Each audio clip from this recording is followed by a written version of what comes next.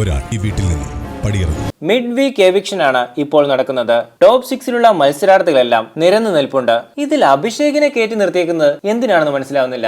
Ticket ഫിനാലേക്ക് കൈ കൊടുത്തിട്ട് ദാ വീണ്ടും എവിക്ഷന് പിടിച്ചു നിർത്തിയേക്കുന്നു. ഇവരെ നിർത്തിയേക്കുന്ന രീതി വോട്ടിംഗിന്റെ അടിസ്ഥാനത്തിലാണെന്ന് തോന്നിയവരുണ്ടോ? ഇതിൽ നിന്നും ശ്രീതുവിനെ എടുത്തു മാറ്റിയാൽ ടോപ്പ് 5 കൃത്യമായിട്ട് അറേഞ്ച് ചെയ്ത പോലെ.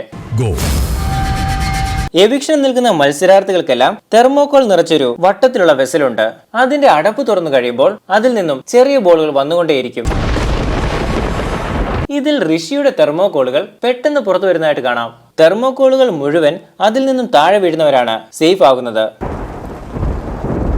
അർജുൻ സേഫ് ആയി കഴിഞ്ഞ് ശ്രീതുവിനെ സഹായിക്കുന്നതൊക്കെ നമുക്ക് കാണാം. എത്ര തട്ടിയിട്ടും ആ തെർമോകോളുകൾ താഴെ വീഴാതെ ശ്രീതു എവിക്റ്റ് ആവുകയാണ്. സിജോ പുറത്തായപ്പോൾ കരഞ്ഞുപോയ അർജുന് ഇത് താങ്ങാൻ കഴിയുന്നതിനപ്പുറത്താണ്. കുറച്ചധികം നേരം മിണ്ടാതിരുന്ന് കരയാനുള്ളതൊക്കെ നമ്മൾ കാണുന്നുണ്ട്. പിന്നെ ഒരു ആശ്വാസമുള്ളത് എന്തെന്ന് വെച്ചാൽ 2 ദിവസം കഴിയുമ്പോൾ ഇവർക്ക് ഫിനാലയിൽ കാണാമല്ലോ. അങ്ങനെ ലാസ്റ്റ് വീക്ക് ശ്രീതു പുറത്തായിരിക്കുകയാണ്. വോട്ടിംഗിൽ ഏറ്റവും മുന്നിൽ നിൽക്കുന്നത് ജിൻഡോ തന്നെയാണ്. ഏറ്റവും അവസാനമുള്ളത് ഋഷിയും.